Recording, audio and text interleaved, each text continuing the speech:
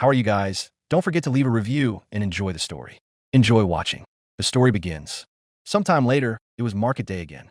Fake and Alicia were getting ready to trade. Alicia expressed her opinion that sales should go up. Meanwhile, Fake was busy displaying weapons in the shop window. Alicia asked to help prepare the merchandise. Fake reluctantly agreed.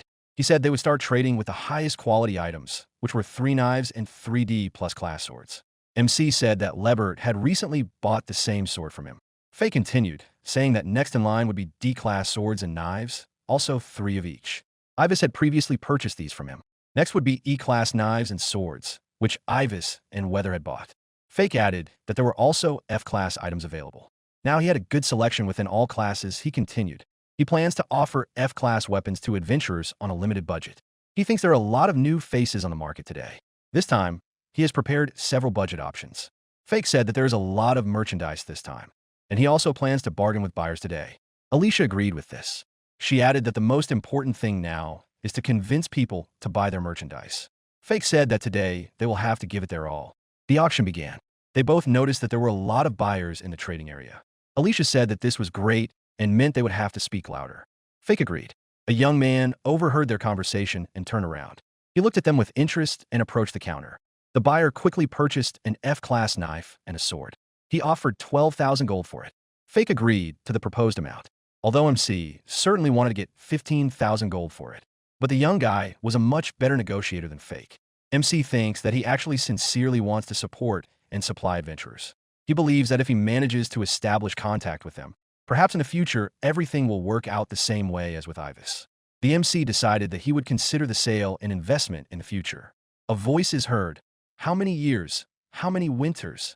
Fake and Alicia looked in surprise at the approaching buyer and recognized the familiar hat on his head. He lifted the hat from his head, greeted them, and asked how they were doing. Fake recognized him as a wandering merchant he had hoped to meet again. The merchant began to tell them that their sword was surprisingly good and had been very useful to him in his travels. It turned out to be much lighter and more durable than he had expected, and very easy to handle. The merchant expressed his gratitude to them and said that this sword had high magical transmission. He couldn't even believe that the sword was made from E-class, or Fake was surprised by the merchant's comments and expressed his delight at such praise. The merchant continued, saying that the magic even hardens the blade during use. Enchanted weapons are simply a miracle, he said. For this reason, he wanted to buy more this time. Fake listened with interest. The salesman asked if it would be okay if he took a little bit of everything. The buyer reached out toward the display case and said that one glance was enough to see that the quality of these goods was higher than last time. He added that he liked these swords and knives, and he asked if they would mind if he took a closer look at the products. Fake understood that the merchant was showing him D-plus grade items. He realized that this guy had a keen eye. The merchant expressed his gratitude and asked how much he wanted for them. He clarified how many they needed. Fake reached for the boxes of weapons and said that he had a total of 12 knives and swords. The merchant grinned. He approached Fake and said that he would take it all. Fake was puzzled. He thanked him for the purchase and asked Alicia to pack everything up. Alicia agreed. Fake returned to the question of price. The merchant suggested that they agree on a price. MC said that this time he was willing to settle for 500,000 gold. Fake knew that bargaining with such a buyer would be more difficult than with Lebert, as wandering merchants are very skilled at this. Still, he got more than he expected, and that was good. The merchant thanked him for the deal, saying that he hadn't introduced himself yet and that his name was Rig. Rig asked if there was an engraving on the hilt. Fake, would they mind if he used it? Fake replied that there was no problem at all. Rig expressed his gratitude and said he was very indebted to him. Fake thanked the buyer in return. He looked satisfied with the deal. Rig said goodbye and expressed his hope to see him again. Alicia, looking at the bags of money, turned to MC and said that he had succeeded. She added that the sale was so big that their dream had come true. Alicia was very happy and said that she was not mistaken in her thoughts about Fake's amazing weapon. MC thanked her and said that her words gave him confidence. Fake laughed and said that they would continue in the same vein. Although the fair continued, unfortunately, they ran out of all their goods. They considered this to be the result of having a large assortment in various classes. Taking the empty cart away from the fair, they decided that it would be necessary to take the results of their work into account in the future. Fake said that they had done good business today. Alicia added that it was thanks to the merchant Rig. Fake, turning to Alicia, added that it was also thanks to her. He expressed his gratitude for everything she had done. Alicia apologized and replied that they had sold so much because he had quality goods. They got caught up in the discussion on the road, and someone walking to a meeting said, "Hi, Fake, long time no see." Two individuals appeared before Fake and Alicia. They were Ivis and Weather. Ivis inquired about their well-being. Fake greeted them in return. The adventurers asked if they were heading home. Fake replied that they were. Weather then expressed his gratitude to the MC for his work. He said that the sword was simply wonderful. It was easy to use and exceeded all expectations. Fake replied shyly that he was glad to hear it. The adventurer once again expressed his gratitude for the sword that had been purchased earlier. Ivis made a request. Fake froze in surprise. Ivis asked if they took individual orders. Fake replied that of course they did and asked what specifically he was interested in. Ivis continued, saying that the sword was certainly very convenient, but he needed it to be a little shorter. Was that possible? Fake thought about it and brought his right index finger to his face. He was thinking that Ivis needed a dagger rather than a sword. At that moment, Weather made a request, saying that he had a different wish. He needed a longer and wider sword. Fake replied that it was possible. Alicia watched their conversation with curiosity. The MC said that he needed more information to understand exactly what the customers wanted. He added that the price would be higher for individual orders and suggested meeting later to discuss all the details. Weather agreed, and Ivis said he would look forward to it. Fake's mind was racing with thoughts that he would finally start doing individual orders, and he wanted to get started as soon as possible. Ivis asked when Fake would be available to meet. MC replied that any time was fine. Ivis suggested meeting the next day, in front of the Adventurers Guild. Fake asked if they wanted to go on an adventure and then visit the weapon shop. The adventurers were interested in what kind of adventure it would be. They agreed. Fake explained that he needed to see them both in action to understand what kind of sword they needed. They would also need to visit the weapon shop to look for something similar that he could use as a model. The adventurers replied that it was fine, and they agreed. Fake said that was great. As they said goodbye, Ivis shouted that he would look forward to tomorrow's meeting. Fake waved his right hand in response. Alicia asked Fake a question. It turns out that tomorrow they will go on an adventure together. Fake was surprised by her words and asked if she also wanted to join them. Alicia answered affirmatively, saying that she had heard rumors that Fake was skilled in combat. MC replied that before he arrived at the court, he had to obtain everything on his own. Alicia hysterically exclaimed that she wanted to see that too. Fake replied that there would be monsters there and therefore it would be too dangerous to take her. Alicia countered that she had learned fencing, albeit only for self-defense, but she was sure she wouldn't be a burden. Fake said understandingly that if anything happened, he would protect her and therefore asked her to stay close to him. Alicia covered her mouth with her hands, surprised by such words. She asked Fake to repeat what he had said. MC asked why. Alicia said that she was pleased to hear all this and asked him to say it again. Fake felt awkward and scratched the back of his head. MC wondered why Alicia suddenly asked him to do that. Fake blushed and said again that he would protect her if she stayed with him. Alicia was stunned by these words, and she said loudly, "Thank you." Fake asked her what she meant by that. He thought Alicia was joking with him. Alicia asked if he felt awkward repeating it. MC replied, asking if she could say the same thing if he asked her. Alicia asked what he wanted to hear. Fake closed his eyes and thought. He wanted to hear what Alicia liked or something like that, but it was too straightforward. Fake said she wanted to be with him. Alicia thought about it. MC hesitated. Alicia turned to Fake, asking if those were the words he wanted to hear from her. MC thought it was too early for all this. Had he put her in an awkward position? He said that wasn't the case, that he had actually blurted it out without thinking. Alicia looked dejected and lowered her eyes. Fake began to mumble in response to that phrase. He couldn't remember. Alicia turned and started to leave, leaving Fake alone. MC tried to stop her. He called out to her, asking her to wait and not leave. Alicia turned around and said that if he wanted her to say it, she was ready to do so. Fake fell silent, glad that Alicia hadn't made him repeat the phrase again. It was important to him, and so Fake arrived at the palace for the reception. Alicia's father stood with his back to him. The MC reported that today's revenue was 512,000 gold. Mr. Goral was surprised. Fake explained that today he had presented a range of weapons of different classes. Goral smiled. Fake continued, saying that the merchant Rig seemed to like his goods, so he bought everything in bulk.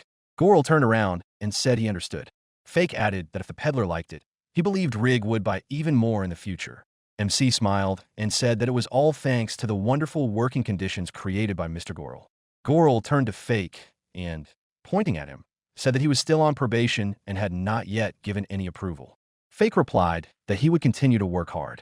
MC thought that perhaps this was not such a fabulous sum for aristocrats, but it was clear that Mr. Goral was looking for a first-class blacksmith. Goral continued to ask about something he had heard from Alicia. Was it true that they were going on an adventure tomorrow? Fake replied that it was true, and more specifically, they would be joining a group of adventurers who had placed individual orders to see them in action. MC added that he intended to make weapons that were perfectly suited to them. He explained that every adventurer needs a sword that suits their fighting style. He would like to see this for himself in order to fulfill the order as accurately as possible. Goro said that Fake approaches his work meticulously. MC replied that he makes every effort to ensure high-quality work. Goro suggested assigning an escort, just in case. He added that the surveillance would be conducted from a distance, and that if anything happened to Alicia, he would be in big trouble. Fake agreed. Goro asked if Fake had any combat experience. MC replied that before he came to the court, he provided for himself, so he could handle low-level monsters quite well. Mr. Goro was pleased to hear this. He said that he might test his strength in the future. Fake replied that he was ready to demonstrate if necessary. Goro accepted the answer. He added that Fake should rest and defend Alicia with all his might tomorrow. MC agreed. He left Goro's office. Lying in bed, MC thought that it had been a long time since he had fought. He put 2 fingers of his left hand together and ran them along his right forearm, remembering previous battles. He remembered the old sensations very well and was sure that everything would be fine. The next morning at the Adventurers Guild, Fake and Alicia arrived at the appointed time. They were greeted by their adventurer friends. They warmed up before setting off, and with the words, "It's time to go," they set off on their adventure. Their path lay in the direction of the forest, whose dense tree crowns were visible in the distance. On the way, Ivis turned to Fake. He suggested dropping the formalities and communicating more neutrally, if he didn't mind. MC responded by suggesting that Ivis also speak more simply. Ivis said that it was awkward for him. Fake asked what their plans were for today.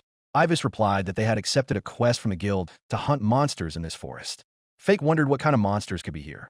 Ivis replied that there should be wolves and goblins, as well as a wolf leader.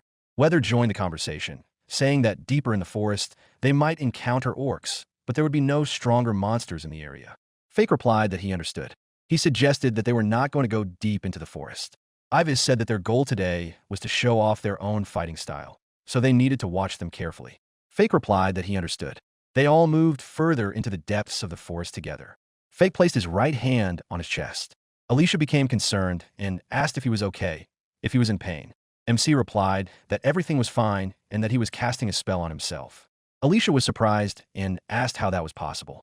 Fake explained that it was similar to strengthening magic, which could be used to fortify the body and monitor its condition. He went on to say that it was like tempering a blade, carefully and without harming one's health. MC thought that this would help him protect Alicia. He turned to her and told her to tell him immediately if she felt any problems. Alicia agreed. At that moment, Ivis turned to Fake and said that he could see that he wasn't wasting any time. MC replied with a displeased expression that Ivis should not tease him. Ivis said he had no intention of doing so, but simply thought they looked cute together.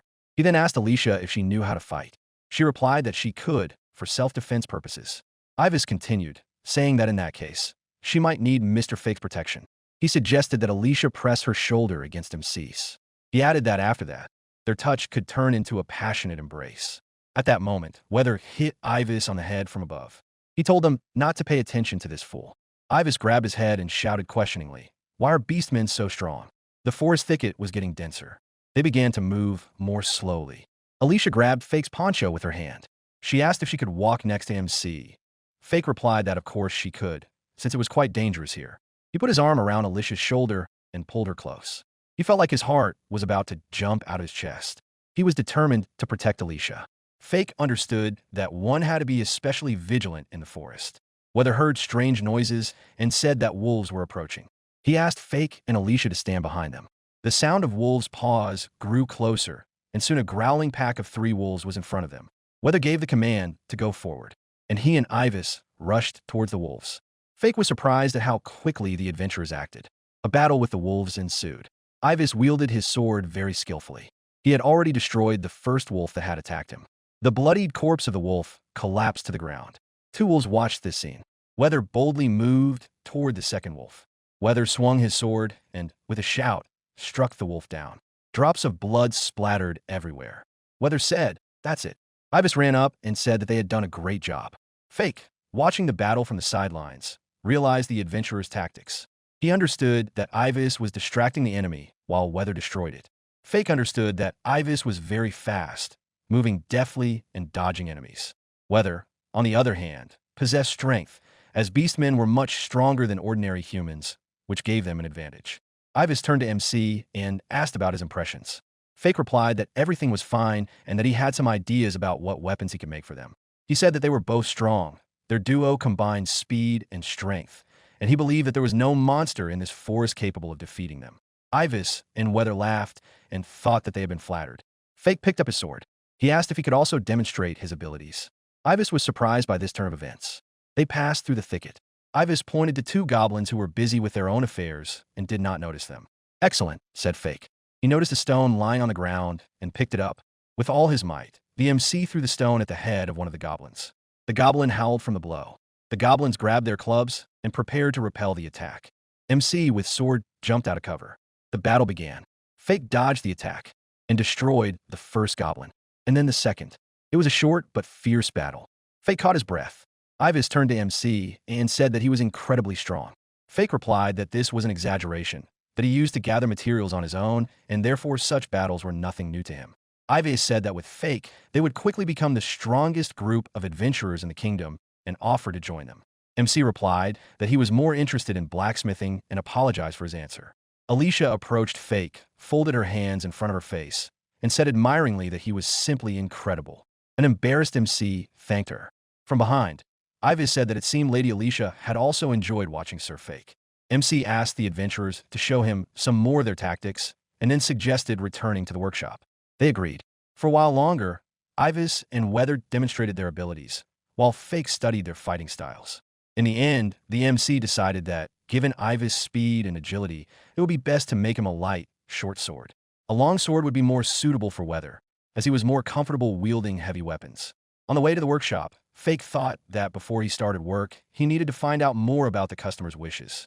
When they arrived at the workshop, Fake suggested looking at a short sword. Ivis asked for time to think.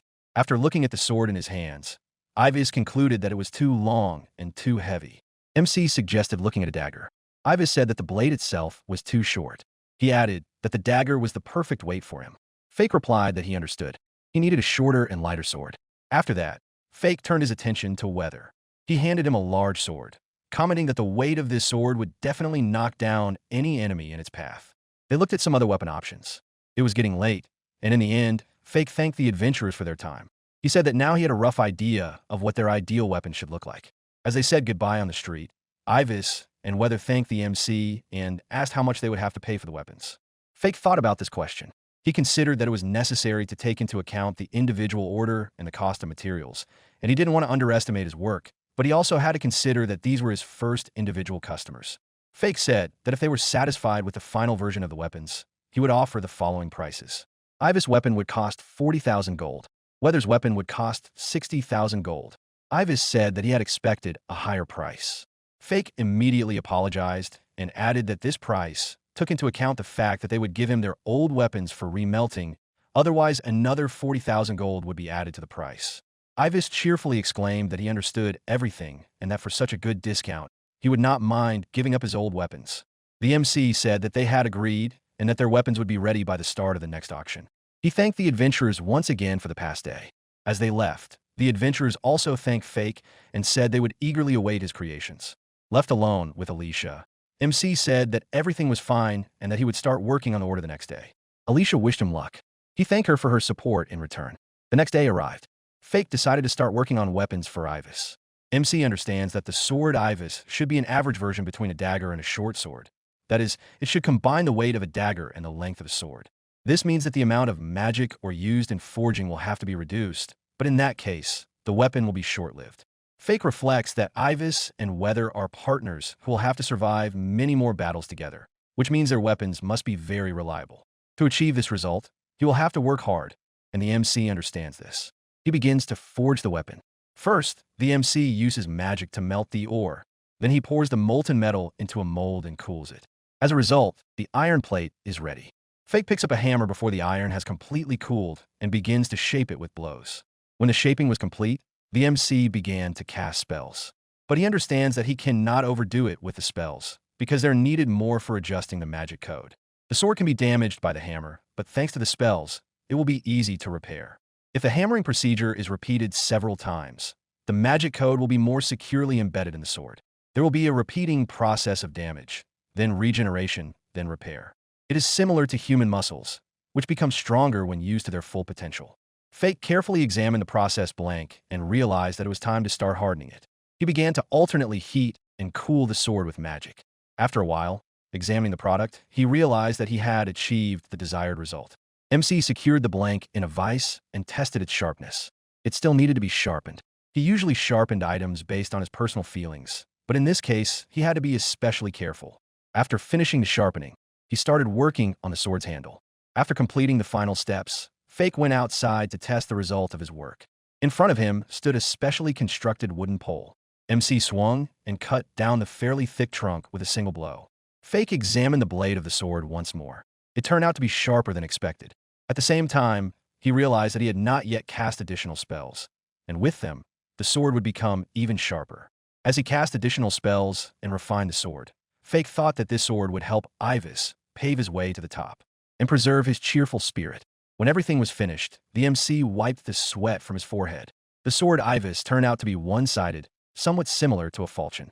MC decided that one sharp side would be enough for his blade. As a result, it was shorter than a sword, weighing slightly more than a dagger, but lighter than a sword. Looking at the sword, Fake realized that it was exactly what Ivis wanted. Saying that he was very tired, Fake sat down on the floor. He said that all that was left was to make the scabbard, and then half the work would be done. MC closed his eyes. He didn't think that one order could wear him out so much. He reflected that this was the first sword made to individual order and hoped that Ivis would be satisfied. Fake placed the sword in its sheath and said, "All done." The door to the workshop opened slightly, and Alicia asked permission to enter. MC gladly invited her in. She said she could see how hard he was working and asked what part of the order he had completed. Fake said he had decided to start with the weapon for Ivis and offered to show her the result. Alicia gladly agreed. Alicia took the weapon and drew the sword from its sheath. She said that this sword combined power and elegance from the charms. She added that it was like a true work of art. Fake thanked her for the compliment. He said that his efforts had not been in vain, as this sword alone had exhausted him. Alicia laughed and said that she had been worried because he had not come even after noon, so she decided to check on him. Alicia asked how long the work took. Fake recalled that he had started working in the morning and that forging the sword had taken about 5 hours. Alicia asked if he wanted to eat something. Fake replied that no, he actually wanted to sleep. Alicia looked down as she stood in front of the MC. She sat down on the floor. She suggested that MC lie down on her lap since he was very tired. Fake stood there confused. Alicia repeated that since he was tired, he should lie down. MC was embarrassed and even broke out in a sweat. In the end, Fake sat down on the floor and rested his head on her lap. Alicia was very happy as her smiling eyes showed. Fake closed his eyes, realizing that he would not be able to rest because he was anxious and unable to relax. Alicia stroked MC's hair. She asked him what his plans were for the rest of the day. Fake replied that he was going to place a couple more orders and finish his workday. Tomorrow, he would start working on the weather order. Alicia said that he could lie down a little longer then. He was thinking of doing a couple more orders and finishing his workday. Tomorrow, he would start working on the weather order. Alicia said that he could lie down a little longer. Lying down, MC thought that he could do what he could to protect the people who were important to him, and also relax on his beloved's lap. Yes, he was simply the happiest man in the world. The next morning arrived. Fake is back in the workshop. Today it's Sword Weather's turn. MC realizes that, unlike Sword Ivis, Sword Weather will require a large amount of magic ore. Therefore, it will be more expensive. First, Fake used earth magic to create a mold for a wide plate. Then he poured molten ore into the mold and let it harden. After that, the plate needs to be heated again. As with Sword Ivis, all the steps are repeated. The desired shape is given with a hammer, then the temperature is raised again, and this is repeated several times. Fake wondered whether it was worth enchanting the sword. MC cast a spell on himself to enhance his abilities. He knew it was time to think about the final form. Unlike Ivis, Weather was skilled with all types of blades. Remembering the battle with the wolves, MC wanted to create a double-edged sword for Weather. In this case, a long and wide sword would be suitable, just as Weather wanted. The sword should not just strike, but defeat enemies. While working, Fake remembers that in the duo, Ivis distracts attention to himself, while Weather instantly finishes off the enemy. Therefore, the sword must be heavy and sharp enough to strike down with a single blow. MC knows that it is necessary to add magical information and then forge it, repeating the process of hardening the steel in this way, so that the sword can be brought to perfection. Magical iron is used in the manufacturing process, but it can be made even better. Fake takes a break during the forging process because it's not easy to forge such a huge thing. He believes that if he hadn't cast a spell on himself, it would have been very difficult. In the end, he was able to achieve the desired shape and weight for the weather sword. It was noon. Fake realized that working on this sword would take much longer than working on the Ibis sword. He decided it was time to take a break. After a short break, the work continued. Thus, by evening, the work was finished. MC examined the result. The sword was incredibly heavy, and tempering it was not easy. Since it was a long sword, he had to use wind magic to sharpen it, which took much more effort than usual.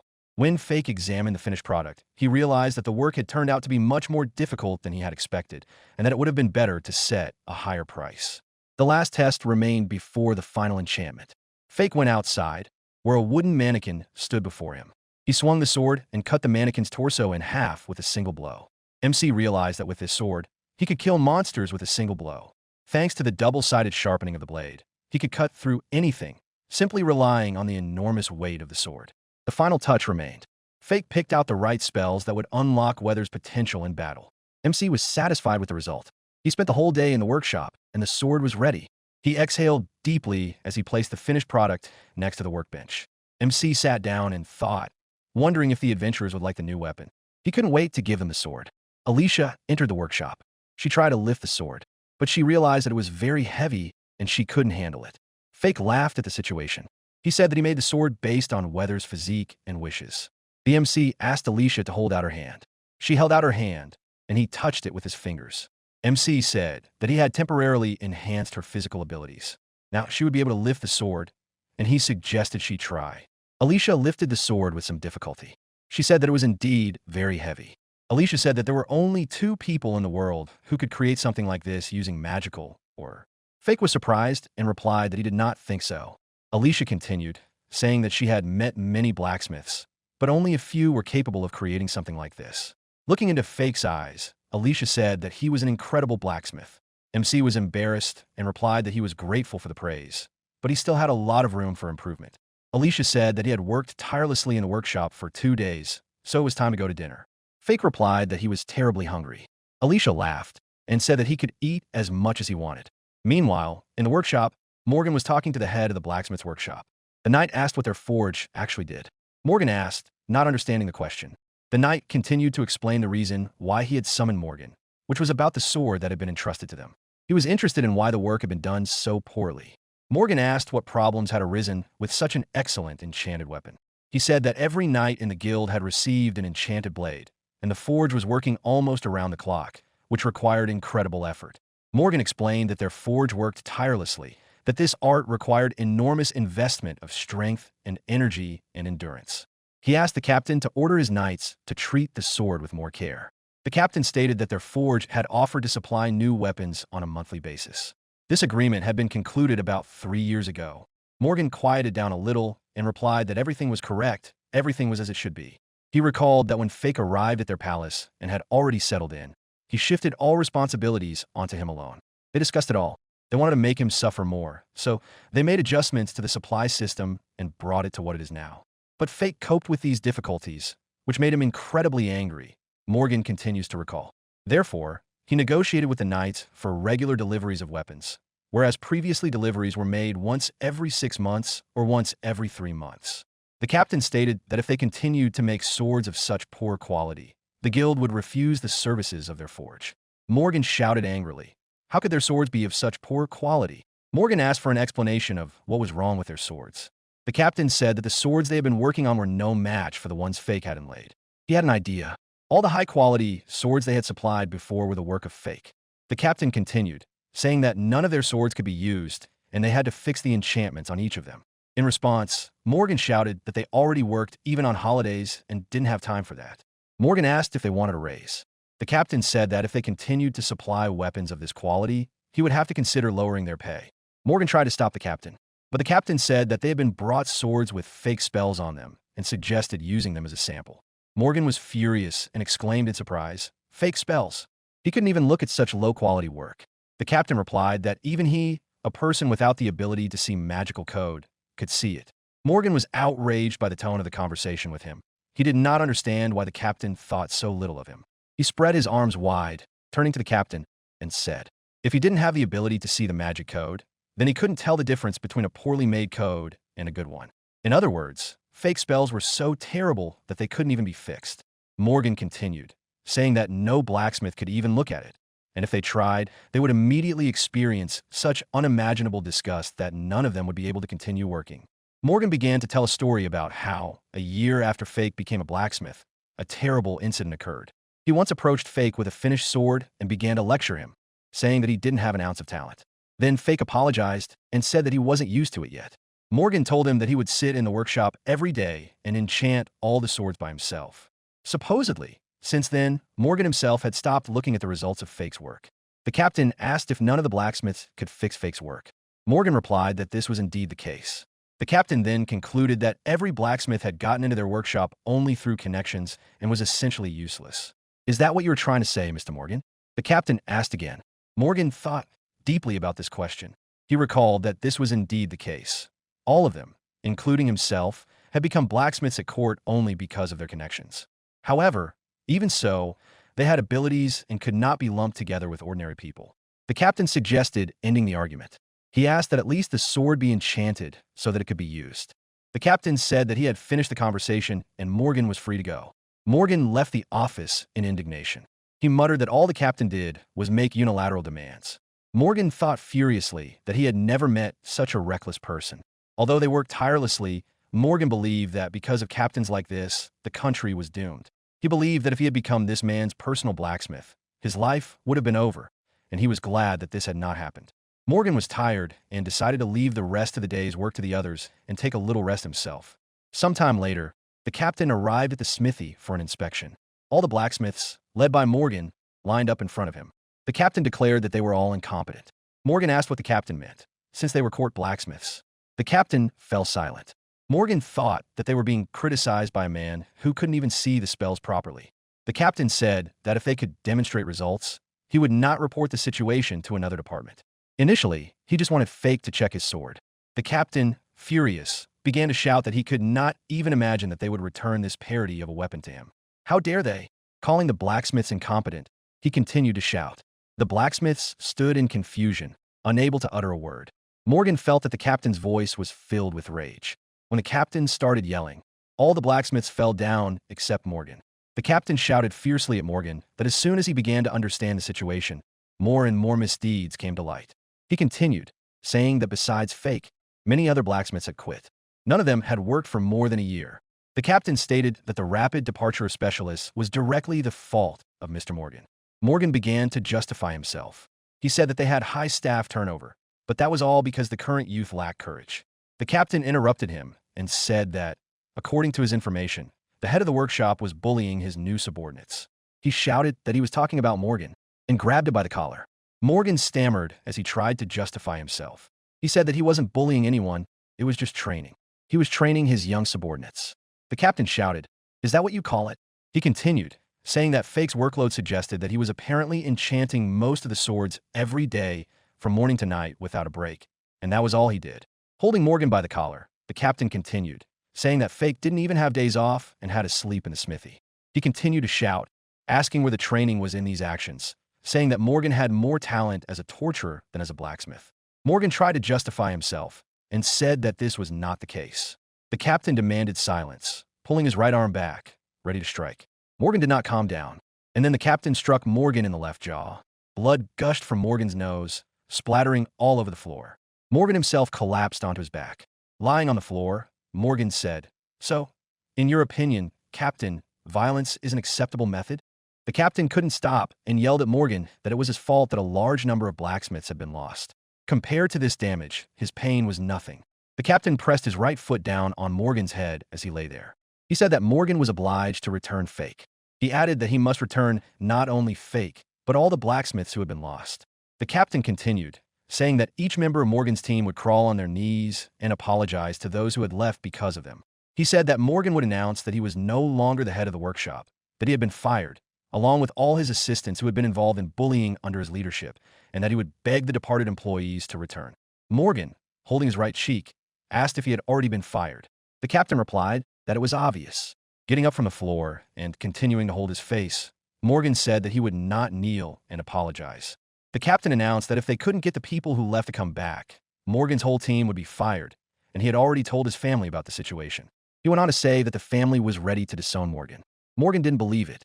He thought that if he wasn't the court blacksmith and also lost his titles, there would be no point in living. The captain thought for a moment and said that if they succeeded and brought back all the blacksmiths, he would allow them to join the Night Corps. Of course, they would have to endure rigorous training. The captain grabbed Morgan by the collar again and shouted in his face that for now, the task was to gather the blacksmiths immediately. Morgan thought hard about why all this was happening to him. Sometime later, on a new market day, Fake met with the adventurers Ivis and Weather. He had the results of his work ready. MC handed over the swords, saying that this was how they turned out, and asked what they thought. Ivis and Weather looked at the products with curiosity. Ivis was the first to pick up his sword. He twirled it around and said that the length was perfect. The sword was very light and compact, but even so, he could feel its enormous power. Fake said that the sword had been adjusted to suit his fighting style, so it wasn't really suitable for frontal attacks. MC said that nevertheless, he wanted to make it as strong as possible, and yet a direct clash with a strong opponent like Weather might not survive the blade, so he asked to be careful with it. Ivis replied that he understood and expressed his immense gratitude. He said that if he fought as usual, there should be no problems. Fake confirmed this. Next, Weather took his sword in his outstretched hand. Fake was surprised at how he could hold such weight with one hand. MC asked Weather how it felt. Weather replied that the weight was exactly what he wanted.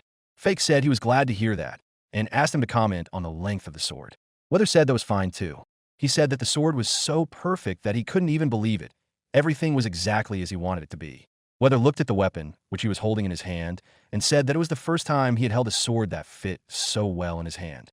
Fake, addressing the adventurers, said that Weather emphasizes one decisive strike, and their fighting styles complement each other. Ivis lures the enemy out, and Weather destroys them. Weather confirmed this, and said that he would cherish this sword. He thanked the MC for his work. Fake said that there was no need to worry so much, that he could use it as much as he wanted, and if the sword broke, he just needed to bring it to his workshop. Fake reflected that his condition was the blacksmith's greatest joy. Of course, he would not want them to do anything that was beyond the power of these swords. Ivis inquired about the amount required to pay for the work and handed Fake his old sword. The MC announced that Ivis' sword was worth 40,000 gold, and Weather's sword was worth 60,000 gold. Upon receiving the money, Fake said that the deal could be considered complete and that it was a pleasure to do business with them. Examining the sword, he received his payment. The MC saw that it was in good condition and only needed a slight adjustment to the magic code before it could be used. He would be able to sell it in the future.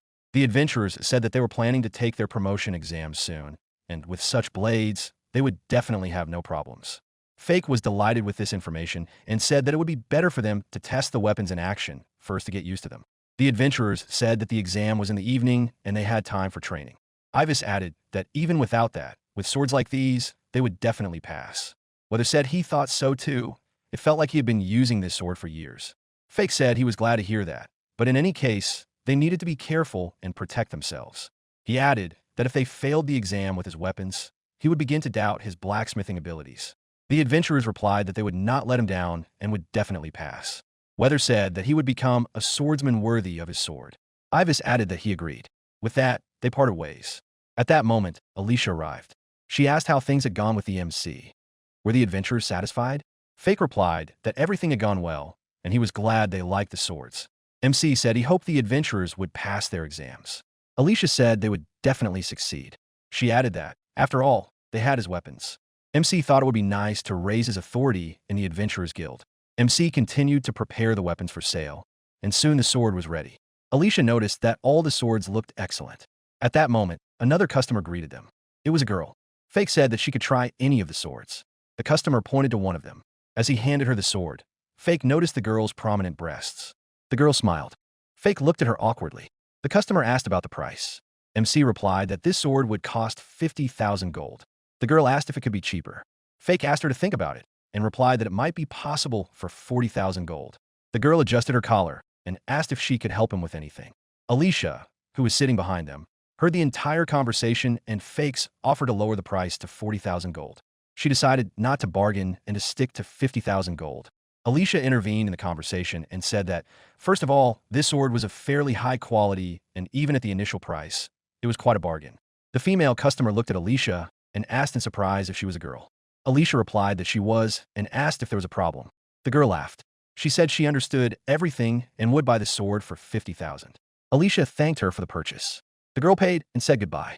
Alicia looked at her with a dissatisfied expression, boiling inside. Fake saw the customer off with a friendly smile. Looking at Alicia, MC asked what was wrong with her. She asked if he liked large female breasts. Fake laughed and replied that no, nothing of the sort. Alicia said that he had just been staring intently at the customer's girlfriend who had left. MC was surprised by this. There was silence between them. Shuffling coins in the money basket, Fake said that it wasn't that he liked large breasts. It was just male instinct, and he had glanced at them by accident. After that, Alicia and Fake were silent for a long time. Business continued, and they sold 2 swords and 2 F-rank daggers to the novice adventurers. Thus, their income for the morning amounted to 180,000 gold. They needed to continue in the same vein. A familiar voice rang out. "Long time no see, Fake." MC looked up. He said, "It really has been a long time." It was Rig. He said that Fake's swords and daggers had sold like hotcakes in the neighboring town. He had advertised them very well, so a new wave of orders was to be expected. MC said that was great and thanked him for the publicity. Rig continued, saying that not only adventurers were buying the weapons, but even knights. Rig said that they had also started bragging to other knights, which was great, wasn't it? Fake was surprised. He asked if knights didn't get their weapons from the kingdom or their lords. In his former country, the Revenant Empire, that was the case. That's why they had to perform mass weapon enchantments every week.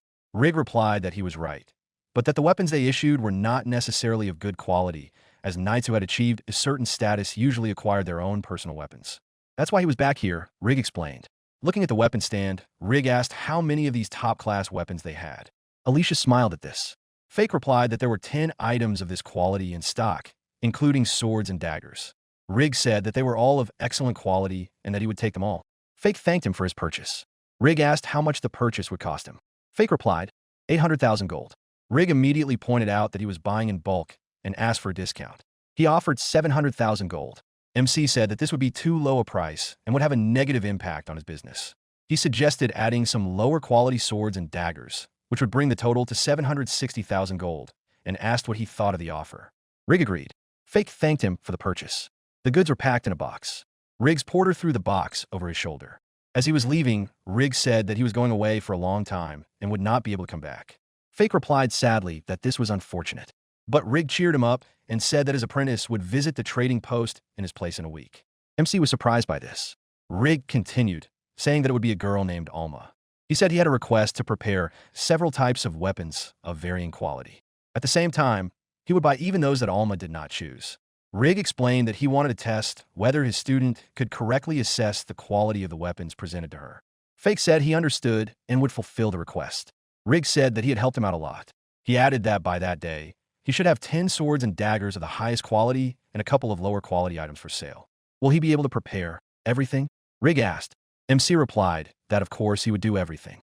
Rig added that his porter would accompany the student, so he would easily recognize her. With that, Rig finished speaking. Alicia, who had heard the conversation, asked Fake if he could get everything done in a week. MC replied that he was used to it, so he would manage in a week. Alicia asked him not to overwork himself in the process. Rig asked how much all this splendor would cost. Fake asked for some time to think, and soon replied that it would be about 1,500,000 gold. Rig offered a bargain for 1,300,000 gold. Fake was indignant. Alicia joined the conversation, saying that it was too low a price and would not be acceptable. They agreed to 1,450,000 gold, Alicia said. Rig offered 1,400,000 gold. Fake began to think that 1,400,000 might be acceptable, but Alicia sharply stated that 1,450,000 gold was final, especially since they had also agreed to help train his student. Rig said that perhaps they were right, and he agreed to pay the amount. Fake thanked the merchant and said that they would wait for his student by the appointed time. As they parted, Rig said he was counting on Fake. Fake took a deep breath and thanked God. Later, he thanked Alicia. She had pointed out that he was giving discounts too easily.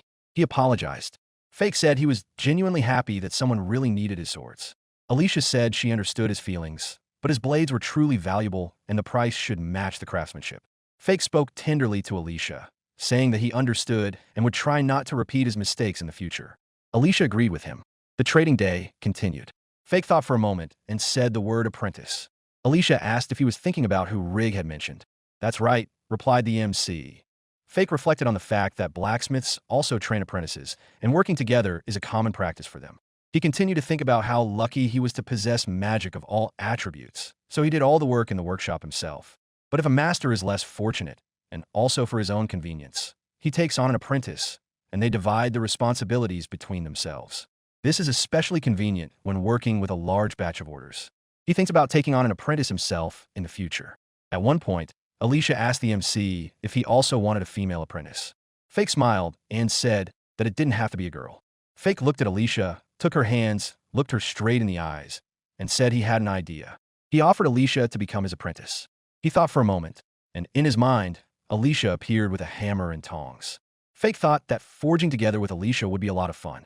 He also dreamed of seeing her in a work uniform. He asked her what she thought about it. Alicia thought about it. She replied that she wasn't very good at magic. MC said that he had an idea. Since she could see magical parameters, she could learn blacksmithing, but it was much more complicated than that. Alicia looked into Fake's eyes and said that if she could, she would agree without hesitation. She wondered if MC would take someone else as a student, then they would spend every day in the workshop. And Alicia shouted loudly, "No!" Fake asked her what was wrong. She said she had a request not to take the girl as an apprentice. MC replied that he understood. Alicia asked where Fake had learned blacksmithing. He began to tell her that he was from a village and that his adoptive parents were blacksmiths. They took him in and taught him everything they knew. He continued, sadly, that they were no longer alive. Alicia was curious as to why they had taken him in. Fake explained that when he was very young, his biological parents had abandoned him, and he was an orphan. Alicia was surprised by this fact. MC asked Alicia not to worry about it. He said he was too young and didn't even remember the faces of his biological parents. She looked at Fake intently, and in the end, she said that today she was lucky to learn a little more about him. Fake thought about it. Evening was approaching. The trading day was coming to an end. As they were packing up their belongings, Alicia said they were lucky to have sold everything. Fake added that it was worth keeping the shop open longer than usual. Someone called out to Fake. It was Ivis and Weather. The MC asked them if they had passed the exam. The adventurers said they had indeed passed. The MC asked about their results. Ivis cheerfully announced that they had passed and been promoted to rank D. Weather added that this success was thanks to Fake's weapon. Fake and Alicia looked at each other with satisfaction. The MC said he was happy for them and congratulated them on their promotion. The adventurers replied that he had no idea how grateful they were to him, as his weapon was so light and easy to use. Now they would soon be able to reach rank C. Fake looked at the adventurers with enthusiasm. He said it wasn't just about the weapons. They hadn't had them for long, but they had mastered them so quickly that, thanks to their abilities, they had managed to pass the exam. Ivis tried to say that it was all thanks to the MC. Fake said that if they needed weapons again, they should let him know. He said that by then he would try to get better magic steel. Fake thought that the existing magic metal would be too weak for their skills. The adventurers promised to recommend the MC to their friends. Fake thanked them and wished them luck in raising their rank. Ivis and Weather promised to meet again. Fake also said goodbye until next time. Fake reflected that the people who received the weapons he had made with his own hands were rising to the top, right before his eyes, and it was so gratifying to watch. He said that he would not be outdone in growth either. Alicia laughed and asked him to try his best. In the evening, Fake reported to Mr. Goral. Goral asked if the revenue was really 1,200,000 gold. Fake confirmed this figure. Goral asked if he had received another individual order from merchant. Fake spoke with satisfaction. In addition, adventurers visited the shop, and little by little, his products were becoming recognizable. Things seem to be looking up? Asked Goral. Fake replied that they were more than that. Goral thought for a moment and said that there seemed to be no doubt about his skill, and fell silent. Fake asked what was wrong.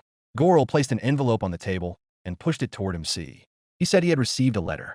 Fake took the envelope and read with surprise that the letter was from Lebert.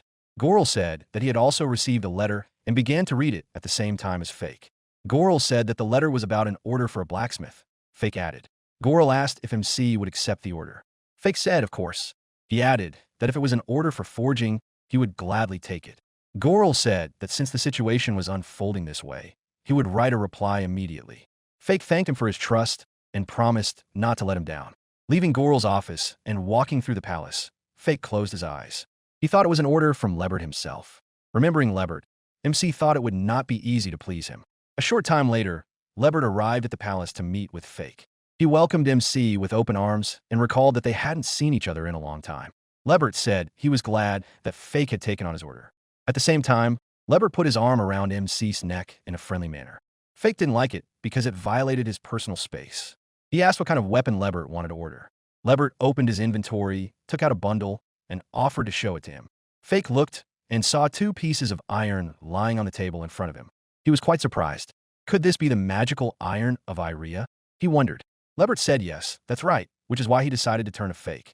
The MC knew that magical iron could be extracted from the bodies of monsters, but it was not necessarily possible to extract something valuable from a strong monster. A lot depended on luck. It was possible that iron could be extracted from the carcass of an ordinary goblin. That's why adventurers go hunting day after day, hoping for luck. While Fake was examining the iron, Lebert asked again, "It's beautiful, isn't it?" Fake confirmed this, and, looking at the second piece of metal, asked, "Is this probably Viria's magical metal?" Lebert said that of course it was inferior to Iria, but for him it was a rare chance to show off his blacksmithing skills on such metal. MC agreed. He knew that Iria was almost never found for sale, and swords made from it were family heirlooms that were guarded like the apple of one's eye. Lebert raised the index finger of his right hand and winked, saying that this was not all he had prepared for Fake. He opened the inventory again. Lebert took out new items. Fake stood there, very surprised. They were the dragon's claw and fawn. Lebert said that was right. It had invaded their territory, and they had destroyed it, taking the Iria, claws, and fawn from its body. Lebert continued talking, so he turned to him for an order. Fake said that it was not every day that a person could defeat a dragon. He asked if Lebert had killed alone. Lebert replied that it was impossible to defeat it alone, that knights had helped him, and that only through their combined efforts had they managed to kill it. He said that in the end, he had the honor of receiving part of the trophies. Fake exclaimed, "That's incredible." His face was filled with admiration. He said that creating weapons from such rare materials was the best reward for a blacksmith. Lebert said he was very pleased with the MC's enthusiasm. He suggested using Iria as a base and filling in the missing volume with Viria. Fake held a piece of metal in his hand and thought that Viria had been brought for a reason, because Iria alone was indeed not enough to make weapons.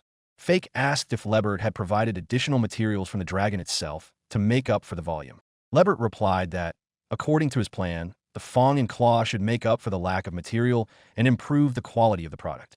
Fake said that even so, the result would be worse than if it were made from pure alloy, and asked if he still wanted to make the sword from what he had. Lebert lowered his gaze and said that he understood that he would have to compromise and that it was inevitable. He put his hand on Fake's shoulder and said that he had high hopes for his skills. MC replied that he would not disappoint him. Fake held a piece of metal in his hand and pondered. Before him lay the entire assortment of rare materials that had been brought in, and he thought that perhaps this was the dream of all blacksmiths. He felt a pleasant anticipation and couldn't wait to get to work. Fake asked what kind of weapon Lebert wanted him to forge. Lebert lifted his clothes, took out his weapon, and handed it to Fake. Handing him the MC's sword, he said he would like to make the same shape. Fake began to examine the sword. It was a weapon made of 2 types of metal, Viria and Syria. Fake said that it was a sincerely and carefully forged blade, and that the enchantment was also excellent. Lebert confirmed that this was indeed the case. He continued that this time he wanted to use materials from dragons and Iria metal, which would allow him to create an even more perfect blade. MC continued to examine the sword that had been handed over. He asked if he could cast other spells on it.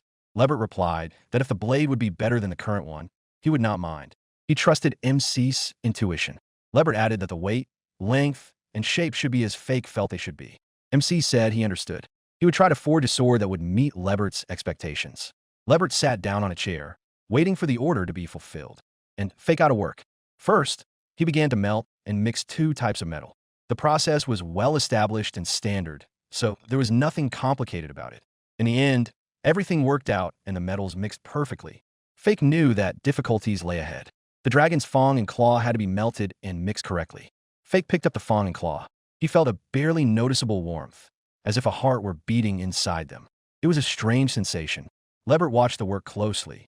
Fake tried to melt the fang and claw, but they did not yield. He thought that dragons must indeed be resistant to high temperatures. Fake decided that he needed to fine-tune the magical flow and raise the heat to the required level. The melting process began. Fake was pleased that everything was working out.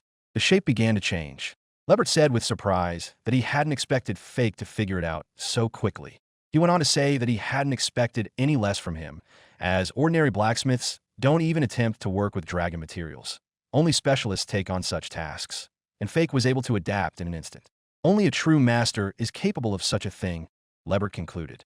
The smelting process continued, and then everything was finally mixed together. Then Fake began mixing the molten metal and dragon raw materials. After that, he poured the mixture into the prepared mold for the blank. Lebert continued to sit and watch. After finishing pouring the material, Fake exhaled heavily and wiped the sweat from his forehead with his fist. It was time to cool the blank. The synthesis of the magical properties of all the materials was successfully completed. Lebert jumped up and ran over to see the result. He said it was an amazingly magnificent work. He thanked MC.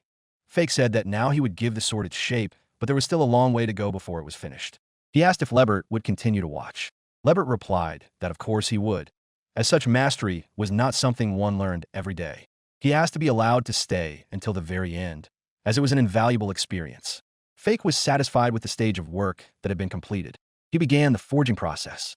It was forging according to a standard algorithm with monitoring of magical indicators. Despite the fusion of the magical metal and the dragon components, their essences were not yet synchronized. Since external integrity is deceptive, internally they have not yet merged into a single whole. Fake shaped the sword during the forging process. At the same time, magical flows were woven together. MC understood that when the alloy gained integrity, he deliberately destroyed its structure in order to rebuild it. In this case, the steel becomes stronger. The process was repeated. Lebert continued to watch while Fake worked. The operations took a whole day, and the continuation had to be postponed until morning. The next morning arrived. Lebert, who had spent the night there, was already standing at the anvil when work began. After the final shaping of the blade, Fake examined the sword. Everything was perfect in terms of length and width, but it still had to be tested before sharpening. For a double-edged sword, symmetry and balance are critical, and MC carefully examined the symmetry. Everything turned out perfectly. The next step was to make the hilt from Era metal. Fake decided to make the hilt separately and attach it to the sword. When the sword was assembled, MC turned to Lebert and suggested trying it out before the final touches. They went to the nearest forest. Lebert took the sword in his hand and began to perform incredible somersaults with it. The satisfaction with the weapon's performance was evident on his face. Fake asked for his opinion. Lebert replied that it was just perfect. He said that it was an exact copy of the original sword. For it was amazing that such a thing could be recreated in a single forging, simply flawless work. Fake said he was glad there were no problems and that he was ready to move on to the final processing. Lebert replied that he would be happy to do so. MC began the process of wind magic sharpening. Lebert, who was sitting and watching the process, said that the MC's level of wind magic was impressive.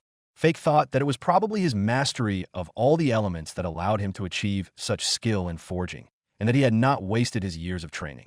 MC took the sword in his hands and examined it. The sharpening was complete, and it was time to move on to applying the final spells. Fake knows that the spells will mostly be the same as those on Lebert's sword, but he will also fix some issues and modify them for Iria's magical metal. He began the process of casting the spells. Lebert continued to watch the process closely. When everything was finished, Fake handed the sword to Lebert. He felt that the sword fit perfectly in his hand. The transfer of magic was remarkably effective, and the quality and precision of the spells were beyond praise. MC said he was glad he liked the sword so much. Lebert said that he would not be able to repair a masterpiece of this level himself if it broke. Fake asked him not to worry. He said that thanks to the fact that the alloy contained Iria metal, nothing would happen to it for 1 to 2 months. Lebert rushed to Fake, grabbing his hands. He pressed his face against MC's hands and said that his hands were performing a true miracle. He envied his talent as a blacksmith. Fake pulled his hands away and shouted at Lebert to stop all this. He expressed his immense gratitude to MC and offered to proceed with payment. He offered a fee of 5 million gold. Fake was indignant and said that it was too much. He said that he had been provided with all the materials and had been immediately oriented by the shape of the sword. MC said that he would be satisfied with a payment of 300,000 gold for his services. Lebert replied that he had deliberately taken all the nuances into account, that few people were capable of processing such material, and that he had included a fee for his unique skills. Lebert added that weapons made of Iria metal cost 10 times more, which was true. Therefore, he asked them to accept the box containing all the items, which also contained the full amount for the work. Fake said that these were the very rare artifacts that were occasionally found in dungeons, and he simply could not accept such a valuable item. Lebert said that this blade was worth it. He added that, believe me, a sword made of Iria metal can compete even with weapons made of Eslian steel. Lebert said he wanted to continue working with Fake as a blacksmith and that all of this would be useful to him, and he handed him a box. Let all serve his future, he continued. Fake agreed to accept the gift and thanked Lebert. Lebert thanked MC for the sword he had created. He said he swore to become a warrior worthy of this weapon. As they parted, Fake said that if he ever needed help, he would be happy to provide it. In the evening, Fake and Alicia chatted over tea. Alicia said that Fake's skill was truly great. She said that the sword given to Lebert exceeded all expectations. She added that working with Aryan metal and dragon components was already a feat in itself. Alicia added that even her father was impressed, and she was sure that he would soon recognize Fake's skill. The MC asked if she really thought so. Alicia replied that she was sure. Fake said he hoped so too. He wondered if his father would really recognize him, whether something would change in his relationship with Alicia or not. He considered himself a formal fiancé, a shield from other suitors. Fake continued to ponder, wondering if this would continue forever. Of course, if he could continue to be useful to Alicia, he would be only too happy to do so. He wondered how long they could keep deceiving Mr. Gorel. Continuing to think about Alicia, Fake reflects that when she finds someone who truly loves her, his role will come to an end. He remembers that it all started with her pity, with the kind Alicia taking pity on the one everyone was bullying. And he forgot about it and began to try so desperately at blacksmithing to earn recognition, and it was all childish. Alicia saw Fake's condition and turned to him. She asked if he was okay, if he was tired of forging the sword Lebert. MC cheerfully replied that no, everything was fine. He said that Rig's student, Alma, would be coming to them next week, and there were a couple more orders from other customers. And he hadn't even sat down to work on the sale. Alicia was indignant. She said that Fake had already spent so much time and effort on the Lebert sword, and now he would have to prepare for a new work week. MC confirmed this. He said it was like a hobby that brought him income, so he wasn't complaining. Alicia said she asked him to rest more. MC replied that he wasn't tired. She said anxiously that she was worried about his condition. She asked if he could take a break this week. Fake thought about it. Alicia said that for a change, they could at least take it easy. He suggested they go somewhere together and eat something delicious. Alicia agreed. Fake thought about it, wondering what might lie ahead for them. He understood that he would not be able to quell his desire to forge truly worthy blades. He wanted his swords to find many owners. That was the meaning of his existence, and he was unshakable in this belief. He was simply fulfilling his duty as a blacksmith, as his heart commanded him to do. Some time ago, in the palace, Lebert thanked Mr. Gorel for allowing him to order Fake weapons from Fake. After a while, he brought the sword made by Fake and handed it to Gorel. Lebert explained how amazing the magical iron of Iria, the magical metal of Viria, and the claw and fang of a dragon were, and how he was able to combine all these materials in the blade. Gorel held the sword in his hand, and Lebert said that the result exceeded all his expectations. Gorel asked if it was possible to forge such a blade. He asked Lebert why he had ordered a Fake from Fake in the first place. They were both suitors for his daughter's hand, and he himself was a blacksmith. Lebert smiled. He said that Alicia thought so highly of his talent that, as a fellow craftsman, he wanted to see what he was really capable of. Lebert understood what he meant. Gorel added that, to be honest, even for him, working with such materials and shaping them was no easy task. Lebert said that as a blacksmith, he was impressed by his skill, and it was no wonder that Lady Alicia singled him out from among the others. Gorel walked over to the window and thought for a moment. He remembered the sword he kept in his chest. It occurred to him that this was the one. After a 2-week break, Fake and Alicia reopened their tent at the market, took their usual place, and prepared everything for work. As usual, they sorted the goods by quality and added a batch for Alma, Rig's apprentice. They remembered Rig's request to prepare several weapons of different quality, because he promised to buy even those that Alma would not choose. In addition, MC forged more swords and daggers to attract customers. Alicia noticed that the box of items given to them by Lebert came in handy, as it allowed them to carry more items. A young brunette passing by said, "That's the shop." He said he was not mistaken. Coming closer, the young man asked, "Is this Fake the blacksmith shop?" MC replied that it was. The guy said that last time he bought a sword from Traveling Merchant. He said that the quality was excellent and that it fit perfectly in his hand. He even let his friends try it. Now, they were all eager to get one just like it, so they came in person. He asked to look at the goods. Fake replied that, of course, he could look and thanked him for the praise. MC thought that the Traveling Merchant was most likely Rig, even though he said he had advertised the products, but Fake did not expect customers to come to him right away. The young blonde guy from the group said he wanted to buy that dagger and sword, and the brown-haired guy chose the dagger. The brunette who brought them all also chose the dagger. Fake thanked them for their choice and announced that all of it was worth the price. He decided to sell them at a discount because their order had already brought in 200,000 gold. Fake thought that 3 buyers first thing in the morning was very lucky. After that, other buyers started to show up. Some brought friends. MC was grateful to those who praised his blades in taverns. Some came because of rumors about the power of Ivus, and they were interested in D-rank weapons. Others had heard about it from local merchants. By noon, the shop was full of customers. Alicia said it was unbelievable. There was no end to the customers today. Fake said that was exactly right, and that he was grateful to Rig for such advertising and publicity. Alicia said that was true and that his apprentice should hurry up because they would run out of blades. If this continues, then yes, added the MC. Fake reflected that there were clearly more people than last time, and even if not everyone was buying, just looking was a great sign. Another customer handed over the money and asked to buy 2 daggers and 2 swords. Alicia thanked him. Fake began to worry that they wouldn't sell everything, but fewer people were coming to look at their wares. He knew they were still waiting for Rig's student. There was a crowd in the distance. Fake saw Rig's porter walking, accompanied by a young blonde woman with short hair named Alma, dressed in a tight-fitting light garment. She shielded her eyes from the sun with her hand. As she approached, Alma asked the porter, "That's the shop, right?" Seeing the blonde approaching, Fake even opened his mouth slightly. She smiled at him. When the girl approached the counter, she introduced herself as Alma. She asked if she had come to the right shop. MC replied that she had, and asked if she was Rig's student. Alma laughed and said that was correct, and that her teacher had already warned him that she would be coming today instead of him. Alma said that he had praised Fake's products highly and said that they made amazing weapons. She behaved quite casually. Fake was embarrassed and surprised by this. Alicia, who was standing nearby, tensed up and began to glance sideways at Fake. MC smiled kindly. He said he had prepared weapons for evaluation. Fake led the buyer to the display case and said that he had prepared several items for them to choose from. Alma thanked him. MC knew that he had mixed high-quality items with inferior ones. He wondered if Alma would be able to tell the difference. She began to pick up various swords and daggers and examine them. After a short while, Alma was holding a sword and a dagger in her hands. She said she would take 10 of each. She didn't need anything else. Fake looked at her in surprise.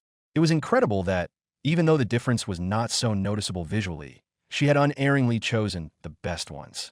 Fake announced that all this would cost them 1,450,000 gold. Alma approached the MC and, looking him in the eyes, said something about payment. Maybe he would give her a discount, and she winked at him. Fake looked closely at her pendant lying on her ample bosom. He said no. Alma looked at him sweetly. At that moment, Alicia shouted, "No." Alma took Fake's hand and asked for at least a small discount as a regular customer. Fake did not agree. She tried to persuade him. MC understood that they were trying to seduce him, but in this case, they had picked the wrong person. He understood that he had Alicia, whom he loved, even though flirting was not forbidden for him. But Fake knew that if she became disappointed in him now, it would be tantamount to death for him. And he pulled his hand out of Alma's embrace. MC said there would be no discount. This amount was final. Alma realized that her seduction trick hadn't worked. She said that Fake wasn't easily swayed, so she would buy it for the asking price. Alma gave the money to Fake. She said he was truly a master of his craft. Alma asked where he had worked before. Fake replied that he had worked in the Revenant Empire, but he was lucky to have moved here. "I see," said Alma. She said that she would probably see him again, so she wouldn't say goodbye. "See you soon," Alma said as she left. Fake was impressed by this blonde woman, but he knew he couldn't be fooled so easily. After seeing Alma off, Fake said that they were lucky to sell so many weapons at a good price. He looked at Alicia. She stood there in a depressed state. MC asked what had happened. Alicia asked sadly, "Do you still like big ones?" MC thought for a moment. He asked Alicia what she was thinking about. Was it really Alma? Alicia was upset and said that he was looking at Alma's chest. Fake was silent. Then he started yelling that it wasn't like that at all. Alicia said he was lying and that she had seen everything herself. Fake paused, then said that he was a man, a male. Wild males usually react to movement, prey, and threats. It's instinct. There's nothing you can do about it. Alicia said desperately that if she had small breasts, did that mean she didn't deserve attention? MC said that wasn't what he meant. Alicia approached Fake. She took his hand and leaned on his shoulder. Fake tried to pull his arm away and became indignant. Alicia asked if he didn't like her breasts, or if he didn't like girls like her. MC replied that it wasn't like that. First and foremost, he liked Alicia, Fake thought. He reflected that his preferences were based on her. Alicia apologized for putting him in an awkward position, but he said it was okay. They stood silently facing each other. Business was done for the day, with Alma being the last customer. Today they earned 3,120,000 gold, making it the most profitable day ever at the market. In the evening, Fake arrived at Goral's office to report. Goral looked through the bags filled with coins and said that it seemed like business was going more than well today. Fake confirmed this and added that some of the orders had come from a traveling merchant. Goral said he understood. At this point, Fake tried to take his leave and turned to leave. But Goral stopped him. MC turned around. Goral looked at him intently.